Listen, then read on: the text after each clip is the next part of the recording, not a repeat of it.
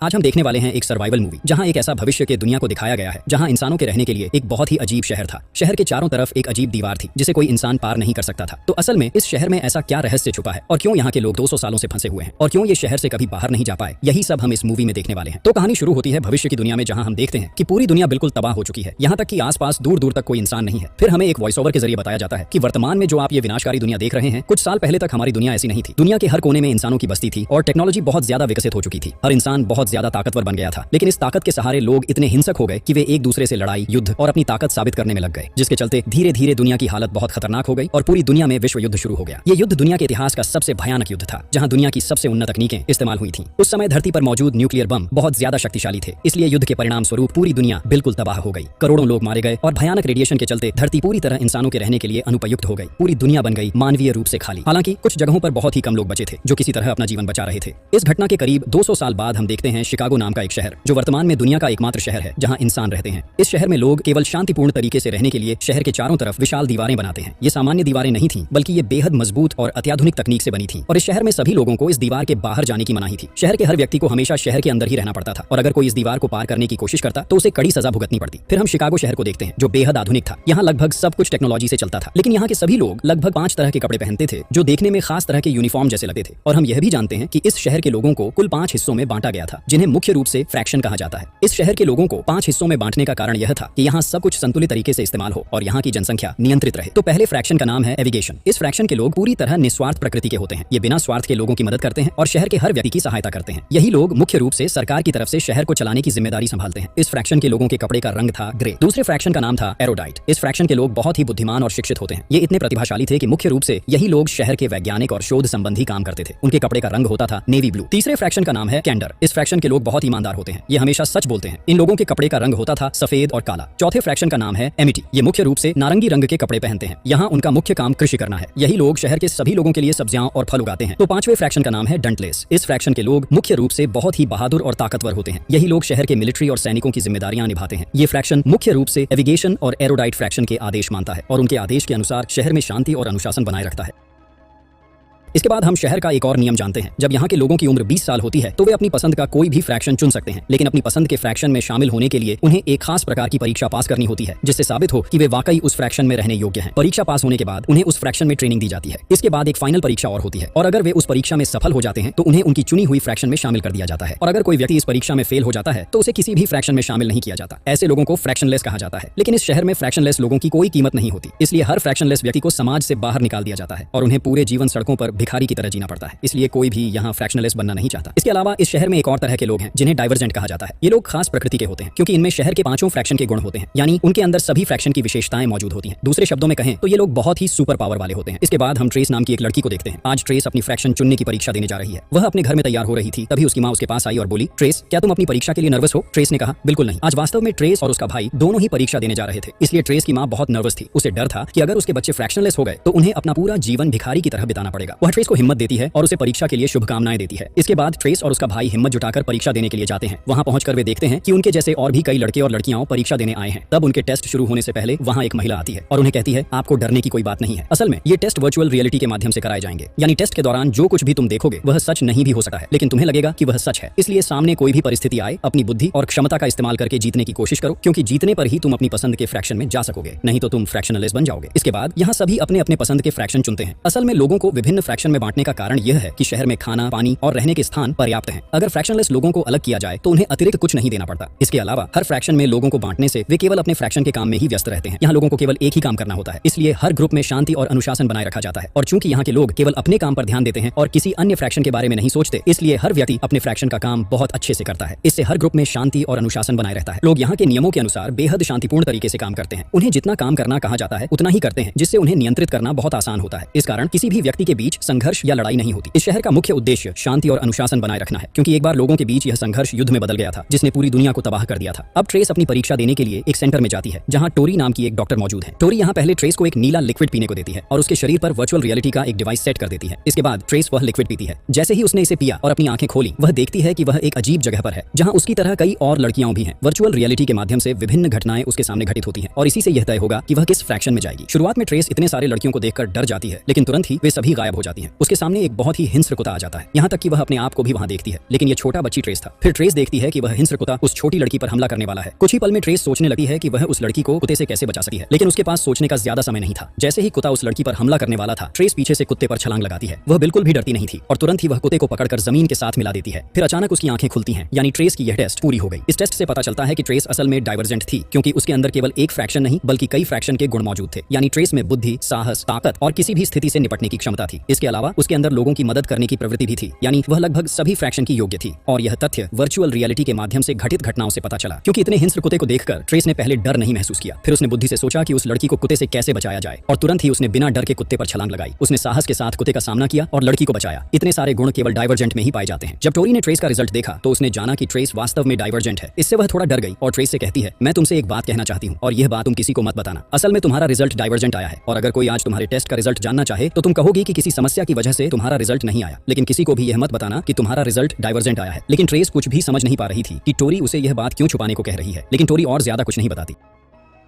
इसके बाद ट्रेस सीधे अपने घर चली आती है। रात में ट्रेस के माता पिता उसका रिजल्ट जानना चाहते हैं। तब ट्रेस उन्हें कहती है कि टेस्ट के दौरान उसका सिर घूम रहा था, इसलिए उसका कोई रिजल्ट नहीं आया। कुछ दिनों बाद उसे फिर से टेस्ट देने के लिए कहा जाएगा। ट्रेस के पिता, जो कि एविगेशन फ्रैक्शन के सदस्य हैं, ट्रेस को बताते हैं कि वर्तमान में एरोडाइट फ्रैक्शन के लोग बहुत चालाक और सख्त हो रहे हैं। वे धीरे धीरे बाकी फ्रैक्शन पर अपना प्रभाव बढ़ाना चाहते हैं। शायद भविष्य में यह फ्रैक्शन सबसे शक्तिशाली बन जाएगा। असल में ये बातें बताते हुए ट्रेस के पिता उसे समझाना चाहते थे कि कौन सा फ्रैक्शन चुनना सही होगा, क्योंकि बाद में वह अपना फ्रैक्शन बदल नहीं सकेगी। इसलिए वह अपनी बेटी को हर फ्रैक्शन की वर्तमान स्थिति के बारे में बता रहे थे। तो अगला दिन उनके फ्रैक्शन चुनने का दिन था, जिसे मुख्य रूप से चूजिंग सेरेमनी कहा जाता है। अगले दिन ट्रेस अपने पूरे परिवार के साथ वहां जाती है। वहां 5 फ्रैक्शन के ग्रुप मौजूद थे और हर ग्रुप का लीडर भी वहां आया था, क्योंकि जो भी फ्रैक्शन कोई चुनता है उसे उस ग्रुप के पास बैठना होता है। उनके सामने 5 सफेद पात्र रखे गए थे। इन 5 पात्रों में अलग अलग फ्रैक्शन के अनुसार कुछ तत्व रखे थे, जैसे एक पात्र में पानी, एक में मिट्टी, एक में कोयला और बाकी 2 पात्रों में पत्थर और कांच रखा हुआ था। और ये प्रत्येक तत्व अलग अलग फ्रैक्शन का प्रतिनिधित्व करता था। असल में यहाँ फ्रैक्शन चुनने के लिए हर किसी को अपने चुने हुए फ्रैक्शन के अनुसार एक बूंद खून देना होता है। इसके बाद हर कोई अपनी पसंद के पात्र में खून की बूंद डालता है। ये सब ट्रेस देख रही थी, लेकिन ट्रेस अपने कल के टेस्ट के रिजल्ट को लेकर काफी कंफ्यूज थी। ठीक इसी समय ट्रेस को उसके फ्रैक्शन चुनने के लिए बुलाया जाता है। ट्रेस सीधे उन पात्रों के सामने जाती है और बिना ज्यादा सोचे अपनी एक बूंद खून को कोयले वाले पात्र में डाल देती है। यह पात्र डंटलेस फ्रैक्शन का था। ट्रेस के माता पिता यह देखकर हैरान रह जाते हैं, क्योंकि उन्होंने कभी कल्पना भी नहीं की थी कि ट्रेस इतनी कठिन और चुनौतीपूर्ण फ्रैक्शन चुनेगी। डंटलेस फ्रैक्शन के लोगों में बहुत साहस और ताकत होनी चाहिए, और उन्हें यहाँ सैनिक बनने के लिए कई कठिन स्टेज पार करने होते हैं। लेकिन बचपन से ही ट्रेस की पसंदीदा फ्रैक्शन डंटलेस थी, क्योंकि वह खुद को बहुत साहसी और ताकतवर मानती थी। इसके बाद ट्रेस का भाई एरोडाइट फ्रैक्शन चुनता है, जहाँ मुख्य रूप से शिक्षित और बुद्धिमान लोग काम करते हैं। इसके बाद सभी ने अपनी पसंद के फ्रैक्शन चुनने के बाद उन्हें उस विशेष क्षेत्र में ट्रेनिंग के लिए ले जाया जाता है। फिर हम डंटलेस ग्रुप को देखते हैं। यहाँ पता चलता है कि डंटलेस ग्रुप 2 भागों में बंटा हुआ था। एक का लीडर एरिक था, जो बहुत साहसी और ताकतवर था, और दूसरे का लीडर फोर था, जो एरिक की तरह ही साहसी और ताकतवर था। ट्रेस 4 के ग्रुप में थी। आज से ट्रेस और बाकी नए मेंबर्स की ग्रुप ट्रेनिंग शुरू होती है, लेकिन ट्रेनिंग के पहले ही दिन से ट्रेस का प्रदर्शन बहुत खराब रहता है, जिससे कुछ ही दिनों में उसका रैंक सबसे नीचे चला जाता है। इसके चलते ट्रेस अंदर से काफी डिमोटिवेट होने लगती है। एक दिन फोर ट्रेस से उसका नाम पूछता है। ट्रेस उसे बताती है कि उसका नाम ट्रिस है। वह अपना असली नाम किसी को नहीं बताती, क्योंकि वह सभी से अपनी पहचान छुपाकर डंटलेस फ्रैक्शन में एक नई पहचान बनाना चाहती है। हालांकि ट्रेस का प्रदर्शन बहुत खराब था, लेकिन फोर देख सकता था कि अगर उसे थोड़ी मदद मिले तो वह बहुत अच्छा कर सकती है, इसलिए फोर ट्रेस की मदद करना चाहता है। ट्रेस इस पर बहुत खुश होती है। इसके बाद कई दिनों तक फोर ट्रेस को विभिन्न तकनीकें सिखाता है, लेकिन एक दिन जब ट्रेस अपनी प्रतियोगी के साथ फाइट करती है तो उसे बहुत जोर का नुकसान होता है और वह अपनी प्रतियोगी को चोट भी नहीं पहुंचा पाती। इसका मतलब है कि ट्रेस को अभी और बहुत अधिक ट्रेनिंग की आवश्यकता थी। लेकिन आज की फाइट में इस तरह हारने के कारण ट्रेस खुद को बहुत शर्मिंदा और डिमोटिवेट महसूस करती है। लेकिन इन कुछ दिनों में ट्रेस ने ग्रुप में कई दोस्त बना लिए थे। वे सभी मिलकर बार बार ट्रेस को मोटिवेट करते। उसका मन अच्छा करने के लिए वे उसे शहर के विभिन्न हिस्सों में घुमाने भी ले जाते। साथ ही वे सभी अपने शरीर पर एक ही टैटू बनवाते हैं, जिससे ट्रेस का मन काफी खुश हो जाता है। वास्तव में यह टैटू टोरी नामक उस महिला द्वारा बनवाया जा रहा था, जिसने ट्रेस को उसके टेस्ट रिजल्ट के बारे में छुपाने को कहा था। टोरी यहाँ ट्रेस को देखकर काफी इग्नोर कर रही थी, लेकिन वह ऐसा क्यों कर रही थी ये ट्रेस खुद नहीं जानती। इसके बाद अगले दिन से ट्रेस सुबह सबसे पहले उठकर ट्रेनिंग में लग जाती है। वह खुद को मजबूत बनाने के लिए कड़ी मेहनत करती है। इसी समय फोर आता है और उसे सिखाता है कि विरोधियों का सामना कैसे करना है, और उसे कुछ खास ट्रिक्स सिखाता है। ट्रेस फोर का धन्यवाद करती है। उसी दिन उनके 2 ग्रुप्स के बीच एक और फाइट होती है। आज फाइट करने वाली हैं क्रिस्टिना और मुलिन नाम की 2 लड़कियां। काफी समय तक दोनों के बीच जोरदार फाइट होती है। क्रिस्टिना मुलिन को काफी मारती है, हालांकि मुलिन उसे रोकने की कोशिश करती है, लेकिन अंत में मुलिन क्रिस्टिना के सामने हार जाती है। तब एरिक मुलिन के पास आता है और कहता है, तुमने काफी दर्द सहा है ना? तुम्हें शायद मदद की जरूरत है, क्या मैं तुम्हें उठा दूं? मुलिन सिर हिलाकर हाँ कहती है। एरिक उसके पास हाथ बढ़ाकर उसे उठाता है और सीधे मुलिन को एक बहुत ऊंचे ब्रिज के पास ले जाता है। फिर वह उसे धक्का देकर नीचे फेंक देता है और गुस्से में कहता है, अगर अगली बार भी तुम गलती करोगी और हार जाओगी तो मैं तुम्हें पकड़कर नहीं रखूंगा, बल्कि सीधे नीचे फेंक दूंगा। इसके अलावा वह उसे कहता है, तुम्हें क्या लगता है हमने अपना ग्रुप टाइम पास और मजा करने के लिए खोला है? हमारा समय बहुत कीमती है, क्योंकि हमें लगातार कई योग्य लड़कों और लड़कियों को ट्रेन करना पड़ता है। अगर तुम्हारे अंदर साहस और ताकत नहीं है तो तुम इस फ्रैक्शन में क्यों आई हो? अगर तुम खुद को साबित नहीं कर सकती तो आज ही यहाँ से निकल जाओ और हमारा समय बर्बाद मत करो। इतना कहने के के बाद वह मुलिन को वहीं लटका कर रख देता है। जब ट्रेस ये सब देखती है तो वह बहुत डर जाती है। इसके अलावा एरिक का यह व्यवहार ट्रेस को बिल्कुल पसंद नहीं आता, इसलिए ट्रेस एरिक से काफी उल्टा पाल्ट बातें करती है और उसे बहुत गालियां देती है। एरिक को भी इस पर ट्रेस पर बहुत गुस्सा आता है, इसीलिए वह अगले दिन ट्रेस से बदला लेने के लिए ट्रेस और अपनी टीम के एक लड़के की फाइट का इंतजाम करता है। उस लड़के का नाम पीटर था। पीटर एरिक की सबसे ताकतवर टीम मेंबर था। एरिक ये इसलिए कर रहा था ताकि ट्रेस को सबके सामने नीचा दिखा सके। ट्रेस लाख कोशिशों के बावजूद पीटर का सामना नहीं कर पाती। पीटर उसे इतना मारता है कि ट्रेस जमीन पर गिर पड़ती है और पीटर के सामने हार जाती है। ट्रेस की हार को देखकर एरिक को मौका मिल जाता है और वह इस बहाने उसे डंटलेस फ्रैक्शन से निकाल देता है। जब ट्रेस को यह खबर मिलती है तो वह बहुत दुखी होती है, लेकिन फिर भी वह हिम्मत नहीं हारती। असल में जहां उन्हें फाइट कराई जाती थी वह जगह मुख्य शहर से बहुत दूर थी, इसलिए डंटलेस ग्रुप के सभी लोग वहां पहुंचने और वापसी के लिए ट्रेन का इस्तेमाल करते थे। लेकिन आज उन्होंने ट्रेस को यहां छोड़कर चला दिया। लेकिन ट्रेस इतनी आसानी से हार मानने वाली नहीं थी, इसलिए वह जल्दी से वहां से निकलती है और तेजी से उस ट्रेन के पीछे दौड़ने लगती है, जिसे फोर दूर से देख लेता है। फोर तब ट्रेस की तरफ हाथ बढ़ाता है और उसे डंटलेस फ्रैक्शन की ट्रेन में चढ़ने में मदद करता है। असल में फोर अभी भी ट्रेस को अपनी टीम में रखना चाहता था, इसलिए वह सबको बताता है कि वह खुद ट्रेस को लेकर आया है। इसके बाद अगले दिन फोर और एरिक की टीम के बीच एक प्रतियोगिता होती है। सभी उस प्रतियोगिता के बारे में बात कर रहे थे। यह प्रतियोगिता एक प्रकार के फ्लैग का उपयोग करती है, जिसमें विशेष प्रकार की रोशनी जलती है। इस फ्लैग को बहुत ऊंचे टावर के किसी छिपे हुए स्थान पर रखा जाता है, जिसे दोनों टीमों में से कोई नहीं जानता। और यह प्रतियोगिता मुख्य रूप से उस फ्लैग के इर्द गिर्द होती है। प्रतियोगियों को उस फ्लैग को ढूंढना होता है और इन दो टीमों में जो टीम सबसे पहले फ्लैग खोज लेगी वही इस प्रतियोगिता की विजेता टीम होगी। इस प्रतियोगिता में जीतने के लिए वे एक दूसरे पर गोली चला सकते हैं, लेकिन इन गोलियों का इस्तेमाल केवल विरोधियों को रोकने के लिए होता है और कोई भी गंभीर चोट नहीं पहुंचती। अगले दिन रात में उनकी प्रतियोगिता शुरू होती है। इसके बाद सभी जल्दी से मिलकर उस फ्लैग को खोजने निकल पड़ते हैं, लेकिन ट्रेस बहुत बुद्धिमान थी और साहसी भी थी, इसलिए उसने समय बर्बाद किए बिना जल्दी से ऊंची जगहों पर चढ़ना शुरू कर दिया। उसने अपनी टीम के सभी मेंबर से कहा कि अगर वे ऊंचाई पर चढ़ेंगे तो दूर से फ्लैग को देख पाएंगे और इसे खोजना उनके लिए आसान हो जाएगा। ट्रेस की बात सुनकर फोर और बाकी सभी भी ऊंचाई पर चढ़ने लगते हैं। हालांकि फोर खुद ऊंचाई पर बिल्कुल चढ़ नहीं सकता था, फिर भी वह किसी तरह ट्रेस के पीछे बहुत ऊंचाई तक पहुंच जाता है। इसके बाद वे दूर से उस फ्लैग को देख पाते हैं। फिर जितनी जल्दी हो सके वे जल्दी से फ्लैग के पास पहुंचते हैं और इसे हाथ में लेकर सभी को दिखाना शुरू कर देते हैं। अब चूंकि वे दोनों सबसे पहले फ्लैग को खोजने में सफल हुए हैं, इसलिए उनकी टीम आज की प्रतियोगिता की विजेता टीम बन जाती है। इस प्रतियोगिता में जीतने के कारण ट्रेस की रैंक काफी बढ़ जाती है। वहीं ट्रेस की इतनी बुद्धि और साहस देखकर एरिक भी आज ट्रेस से बहुत प्रभावित होता है। पहले उसने ट्रेस को काफी कमजोर समझा था, लेकिन आज उसने महसूस किया कि ट्रेस में बहुत साहस और बुद्धि है जो उनके डंटलेस फ्रैक्शन के लिए बहुत काम आएगी। इसीलिए ट्रेस पर से उसका सारा गुस्सा दूर हो जाता है। अगले दिन सुबह ट्रेस के पास उसकी मां चुपके से आती है। वह ट्रेस से कुछ महत्वपूर्ण बातें करना चाहती थी। वह ट्रेस से कहती है, मुझे तुम्हारे बारे में बहुत चिंता हो रही है ट्रेस, तुम ठीक हो ना? सच सच मुझे बताओ, उस दिन सच में तुम्हारा टेस्ट का कोई रिजल्ट नहीं आया था क्या? ऐसा होना तो संभव नहीं है, यहाँ कभी किसी के साथ ऐसा नहीं हुआ। कोई ना कोई रिजल्ट तो आना ही चाहिए था। क्या तुम मुझसे कुछ छुपा रही हो? ये सुनकर ट्रेस अपनी माँ को पूरी सच्चाई बता देती है। वह उसे बताती है कि वह असल में एक डाइवर्जेंट है। ये सुनकर ट्रेस की माँ बहुत डर जाती है और उसे कहती है कि ट्रेस ये बात किसी को भी मत बताना। ट्रेस अपनी माँ से पूछती है कि डाइवर्जेंट होना अच्छा है या बुरा, और उसे ये बात सबसे क्यों छुपानी पड़ेगी। ट्रेस की माँ उसे समझाती है कि डाइवर्जेंट बहुत खास लोग होते हैं जिनमें पांचों फ्रैक्शन की सभी खूबियां होती हैं। तुम बहुत खास हो और यही तुम्हारे लिए सबसे ज्यादा खतरे की बात है। असल में वर्तमान में इस शहर में सारी ताकत एरोडाइट फ्रैक्शन के पास है, जिनके लोग बहुत ही शिक्षित और बुद्धिमान हैं और अब वे डाइवर्जेंट कैटेगरी के लोगों को मार रहे हैं। फ्रैक्शनलेस लोग भी इस शहर में रह सकते हैं, लेकिन डाइवर्जेंट कैटेगरी के लोगों को पूरी तरह खत्म कर दिया जाता है, क्योंकि इस कैटेगरी के लोग शहर के लिए सबसे बड़े खतरे माने जाते हैं। उनके अंदर पांचों फ्रैक्शन की शक्तियां होती हैं, इसलिए उन्हें किसी एक फ्रैक्शन में नहीं रखा जा सकता। शहर के नियम ये हैं कि जिस किसी को किसी फ्रैक्शन में रखा जाएगा उसे केवल उसी फ्रैक्शन का काम करना होगा। लेकिन डाइवर्जेंट लोगों का सोचने समझने का तरीका बिल्कुल अलग होता है, इसलिए उन्हें बाकी की तरह नियंत्रित करना नामुमकिन है। अगर उन्हें शहर में रहने दिया जाए तो बहुत कम समय में वे शायद अपना एक बड़ा ग्रुप बना लेंगे, जो बाकी पांचों ग्रुप के लिए बहुत बड़ा खतरा होगा। और चूंकि डाइवर्जेंट लोगों में साहस, शक्ति और ताकत जैसी सभी शक्तियां होती हैं, वे किसी भी समय अपना ग्रुप बनाकर बाकी पांचों ग्रुप को खत्म कर सकते हैं और खुद शासन कर सकते हैं। और मुख्य रूप से इसी कारण डाइवर्जेंट कैटेगरी के लोगों को मार दिया जाता है। ये सब जानकर ट्रेस खुद भी बहुत डर जाती है और वह अब से बहुत सावधानी से रहने का फैसला करती है। उस दिन जब ट्रेस डंटलेस फ्रैक्शन के लिए ट्रेनिंग लेने जाती है तो उसे पता चलता है कि कल की प्रतियोगिता में उसके अच्छे प्रदर्शन के कारण उसे आज स्टेज 1 से स्टेज 2 में प्रमोट किया गया है। स्टेज 2 की ट्रेनिंग बिल्कुल अलग थी। यहाँ उसे मुख्य रूप से वर्चुअल रियलिटी के माध्यम से खुद को साबित करना होता है। उसे विभिन्न खतरनाक और भयानक घटनाओं का सामना करते हुए अपनी बुद्धि और दिमाग का इस्तेमाल कर बचे रहना होता है, और इन सभी वर्चुअल रियलिटी में उनके द्वारा लिए गए निर्णय और कदमों पर निर्भर करता है कि वे इस ग्रुप में टिक पाएंगे या नहीं। ट्रेस इस बात को लेकर काफी डर रही थी, लेकिन फोर उसे साहस देता है। इसके बाद धीरे धीरे कई लोगों की ट्रेनिंग पूरी होने के बाद अब ट्रेस की बारी आती है। अंदर जाते ही उसके शरीर में एक तरह का लिक्विड डाला जाता है, जिससे तुरंत ही ट्रेस की आंखें खुलती हैं और वह वर्चुअल रियलिटी में खुद को एक बहुत बड़े खाली मैदान में पाती है।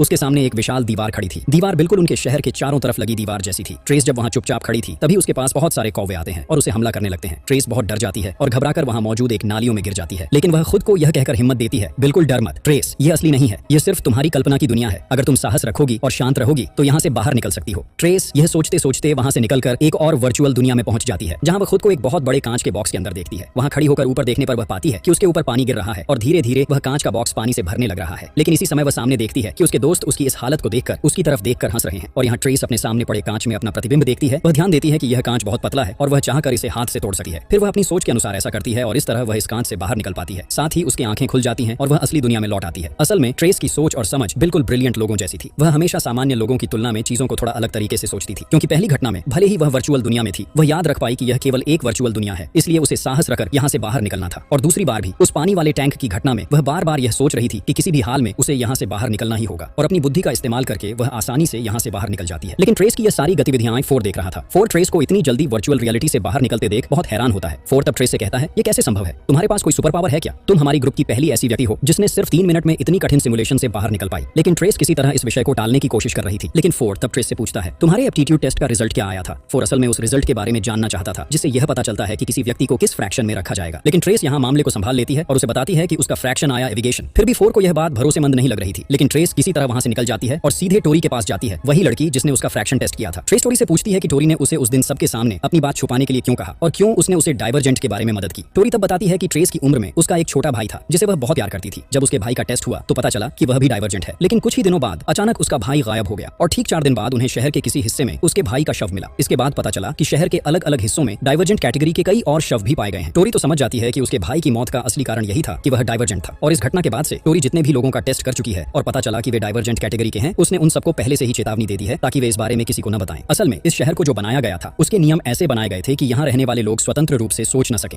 उन्हें केवल फ्रैक्शन के अनुसार काम करना होता है और स्थिति के हिसाब से अपनी सोच नहीं बदल सकते। इसके अलावा एक और बात है, असल में हर फ्रैक्शन में लोगों को जोड़ते समय उनके शरीर में एक तरह का लिक्विड डाला जाता है और इसी लिक्विड के जरिए वे नियंत्रित रहते हैं। लेकिन डाइवर्जेंट कैटेगरी के लोगों पर यह लिक्विड बिल्कुल असर नहीं करता और इसी वजह से एरोडाइट ग्रुप उन्हें मार रहा है। अब ये सब बातें जानकर ट्रेस बहुत ज्यादा डर जाती है और इस बार मदद के लिए वह सीधे अपने भाई साइरस के पास चली जाती है। और साइरस इस समय एरोडाइट ग्रुप का ही मेंबर है। जब वह अपने भाई साइरस से बात कर रही होती है तभी वहां जेने नाम की एक महिला आती है और जेने एरोडाइट ग्रुप की लीडर है। जेने ट्रेस से कहती है, अगर तुम्हें किसी भी चीज में मदद की जरूरत हो तो मुझे आकर बताना और ध्यान रखना कि डाइवर्जेंट कैटेगरी के लोगों से सुरक्षित रहो। अब जब ट्रेस अपने भाई साइरस को अकेला पाती है, वह उसे अपने फ्रैक्शन के बारे में सब कुछ बता देती है और यह भी बताती है कि वह असल में एक डाइवर्जेंट है, इसलिए उसे अब अपने भाई की मदद की जरूरत है और वह अपने फ्रैक्शन के सारे सीक्रेट्स जानना चाहती है। लेकिन साइरस उसे बताता है कि वह अपनी टीम के खिलाफ कोई भी काम नहीं करेगा। जो भी उसके टीम के लोग उसे करने को कहेंगे वही करेगा, इसलिए वह ट्रेस को कोई मदद नहीं कर पाएगा। यह सुनकर ट्रेस का मन बहुत उदास हो जाता है और वह वहां से चली जाती है। लेकिन कुछ ही दूर जाने पर अचानक कुछ लोग काले कपड़े पहने उसके ऊपर हमला कर देते हैं और उसे किडनैप कर ले जाते हैं। वे सब मिलकर उसे जोर जोर से एक बहुत गहरे खाई में फेंकने की कोशिश करने लगते हैं। लेकिन इतने समय की प्रैक्टिस के कारण ट्रेस अब बहुत अच्छी फाइटर बन चुकी थी, इसीलिए वह कुछ ट्रिक्स फॉलो करके उन्हें मार देती है और उनकी हालत बिल्कुल खराब कर देती है। इसके बाद वह उनमें से किसी एक का मास्क खींचकर हटा देती है और देखती है कि वह कोई और नहीं बल्कि उसका बहुत प्यारा दोस्त एल है। यह देखकर ट्रेस बहुत दुखी हो जाती है क्योंकि वह सोच भी नहीं सकती कि उसका इतना प्यारा दोस्त उसे मारना चाहता है। लेकिन असल में एल ट्रेस को मारना नहीं चाहता था, बल्कि वह अपनी ग्रुप में अपना रैंक बढ़ाने के लिए ऐसा कर रहा था। और तभी वहां फोर्ड आ जाता है। फिर फोर्ड किसी तरह ट्रेस को वहां से बाहर ले जाता है। फोर्ड असल में ट्रेस से प्यार कर बैठा है और ट्रेस के लिए भी फोर्ड के प्रति प्यार का एहसास पैदा हो चुका है। यहाँ फोर्ड ट्रेस के लिए बहुत चिंता कर रहा था क्योंकि वह थोड़ा बहुत समझ चुका था कि ट्रेस असल में एक डाइवर्जेंट है। इसलिए फोर्ड यह सुनिश्चित करना चाहता था कि कोई भी ट्रेस का यह रहस्य न जाने। इसी वजह से फोर्ड ट्रेस को फिर से उस लैब में ले जाता है और उसके शरीर में लिक्विड पंप करता है। फोर्ड ट्रेस से कहता है, हर सिमुलेशन में तुम केवल डॉन्टलेस फ्रैक्शन के बारे में सोचोगी। डॉन्टलेस फ्रैक्शन के लोग जो करते हैं वही तुम करोगी और किसी और चीज के बारे में नहीं सोचोगी। फोर्ड खुद भी ट्रेस के सिमुलेशन में शामिल हो जाता है ताकि वह उसे दिखा सके कि अगले सिमुलेशन टेस्ट में उसे वास्तव में क्या करना चाहिए।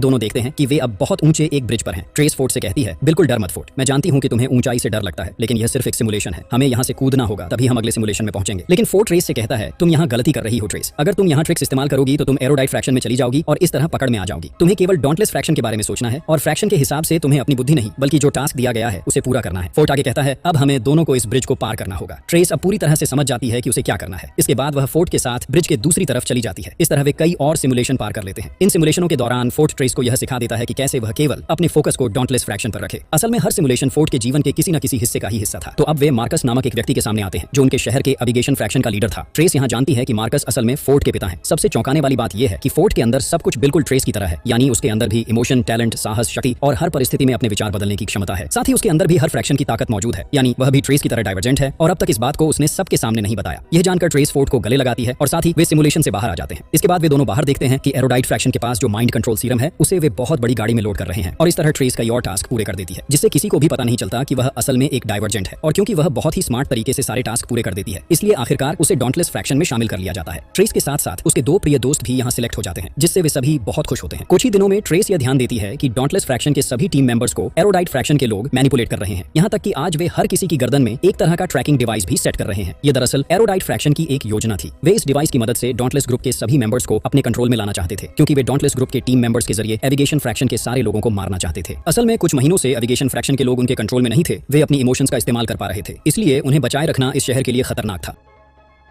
तो यहाँ डॉन्टलेस फ्रैक्शन के हर टीम मेंबर के शरीर में वह ट्रैकिंग डिवाइस लगा दिया जाता है। इसके बाद एरोडाइट फ्रैक्शन उन्हें ऑर्डर देता है कि वे एविगेशन फ्रैक्शन के एरिया में जाएं और वहां के हर सदस्य को मार दें, और उनकी बात मानते हुए डॉन्टलेस ग्रुप के सभी लोग वहां की तरफ जाने लगते हैं। कुछ ही समय में वे वहां पहुंचते हैं और उन पर अटैक शुरू कर देते हैं। ट्रेस और फोर्ट यहाँ अपनी टीम में थे, लेकिन क्योंकि वे डाइवर्जेंट थे इसलिए वे अभी भी सुरक्षित हैं और उन्हें एरोडाइट ग्रुप ने कंट्रोल नहीं कर पाया। फिर भी वे यहाँ पूरी परिस्थितियों को ऑब्जर्व करने के लिए कंट्रोल्ड होने का एक्टिंग कर रहे थे। लेकिन यह बात कुछ हद तक एरिक को समझ में आ जाती है, तो वह उन्हें सीधे जेनी के पास ले जाता है, और जब जेनी पहली बार फोर्ट को देखती है तो वह उसे पहचान लेती है। वह समझ जाती है कि फोर्ट असल में एविगेशन फ्रैक्शन के लीडर मार्कस का बेटा है। इतना ही नहीं, वह यह भी समझ जाती है कि ट्रैकिंग डिवाइस उनके शरीर में काम नहीं कर रहा है, इसलिए वह फोर्ट को उनके स्पेशल लैब में भेज देती है ताकि उसके शरीर में एक खास लिक्विड डाला जा सके, और वह अपने लोगों को ट्रेस को मारने का आदेश देती है क्योंकि उसे पता चल गया है कि ट्रेस एक डाइवर्जेंट है। तो यहाँ जेनी के लोग ट्रेस को मारने आते हैं, लेकिन ठीक उसी समय ट्रेस की माँ वहां पहुंचती है और किसी तरह ट्रेस को बचाकर वहां से ले जाती है। वे दोनों वहां से भागने की कोशिश करते हैं, लेकिन इस दौरान ट्रेस की माँ के शरीर में गोली लग जाती है और वह वहीं मर जाती है। दूसरी तरफ डॉन्टलेस फ्रैक्शन के लोग एविगेशन के लगभग सभी लोगों को मारना शुरू कर देते हैं, यहाँ तक कि फोर्ट के पिता भी मर जाते हैं। वहीं फोर्ट के शरीर में एक खास तरह का लिक्विड डाला जाता है और उसे भी एरोडाइट के लीडर जेनी अपने कंट्रोल में ले लेती है और फोर्ट को ट्रेस को मारने का आदेश देती है। इसके बाद फोर्ट को बचाने के लिए जब ट्रेस उसके सामने आती है तो फोर्ट असल में ट्रेस को मारने की कोशिश करता है। वह ट्रेस पर हमला कर देता है, लेकिन फोर्ट के अंदर एक कमजोरी थी। वह शुरू से ही ट्रेस की आंखों में देखकर उसे मार नहीं सकता था, और यह बात ट्रेस को बहुत अच्छे से पता थी। इसलिए ट्रेस बहुत मुश्किल से उसे उसकी आंखों पर फोकस कराती है और उसका हौसला वापस लाने की पूरी कोशिश करती है। चूंकि फोर्ट एक डाइवर्जेंट था, कुछ ही समय में वह फिर से कंट्रोल से बाहर हो जाता है। फिर वह सीधे एरोडाइट के लीडर जेनी को मारने के लिए चला जाता है, लेकिन जेनी फोर्ट को देखकर बहुत हैरान हो जाती है क्योंकि फोर्ट के शरीर में उनका इतना स्पेशल लिक्विड भी काम नहीं कर रहा है। जेनी को अब समझ में आ जाता है कि फोर्ट असल में एक डाइवर्जेंट है। इसे समझते ही जेनी तेजी से उसे मारने की कोशिश करती है, लेकिन फोर्ट उल्टा जेनी के शरीर में एक लिक्विड डाल देता है जिससे जेनी अब उसके कंट्रोल में आ जाती है। इसके बाद फोर्ट जेनी को आदेश देता है कि वह एरोडाइट फ्रैक्शन के कंप्यूटर पर मौजूद ट्रैकिंग सिस्टम को डिस्ट्रॉय करे। असल में इस ट्रैकिंग सिस्टम के जरिए ही सभी को उनके कंट्रोल में रखा जा रहा था। जेनी अनजाने में सारे ट्रैकिंग सिस्टम को डिस्ट्रॉय कर देती है, जिससे अब शहर के जीवित लोग सामान्य हो जाते हैं। थोड़े समय बाद जेनी अपना हुस्न वापस पाती है, और जब वह देखती है कि उसने अपने हाथों से सब कुछ खत्म कर दिया है और अब वह चाहे भी तो किसी को कंट्रोल में नहीं रख सकती, तो वह बेहद गुस्से में आ जाती है। फिर जब भी वह ट्रेस को मारने जाएगा, ठीक उसी समय ट्रेस उल्टा उसके ऊपर हमला कर देती है और उसे चोट पहुंचाकर मार देती है। इसके बाद सब कुछ एकदम सामान्य हो जाता है, लेकिन ट्रेस ने यहाँ अपना पूरा परिवार खो दिया है, इसलिए वह बहुत दुखी थी। लेकिन ऐसे समय में उसके सामने उसका भाई आता है और उसे देखकर खुशी के आंसू बहाता है। ट्रेस यहाँ अपने भाई को देखकर एक अजीब सा शांति महसूस करती है क्योंकि उसके माता पिता बचे नहीं है, लेकिन कम से कम उसका भाई तो जिंदा है। यही उसकी जिंदगी की सबसे बड़ी खुशी है। इसी बीच फोर्ट अपने पिता मार्कस को देखता है और उसकी भी खुशी का ठिकाना नहीं रहता क्योंकि उसे भी लगा था कि उसके पिता मर गए हैं। वहीं आज शहर में डॉन्टलेस ग्रुप के हमले के कारण पूरे शहर के लगभग आधे लोग मर चुके हैं और शहर का आधा हिस्सा लगभग पूरी तरह से तबाह हो गया है। लेकिन ट्रेस और फोर्ट यहाँ सभी को बताते हैं कि उन्हें कोई चिंता करने की जरूरत नहीं है क्योंकि उनके पास अभी भी एक उपाय है। असल में ट्रेस और फोर्ट ने जेनी के कंप्यूटर के जरिए पता लगाया कि उनके इस शहर के बाहर अभी भी बहुत सारे शहर हैं जहाँ लोग बसना शुरू कर चुके हैं।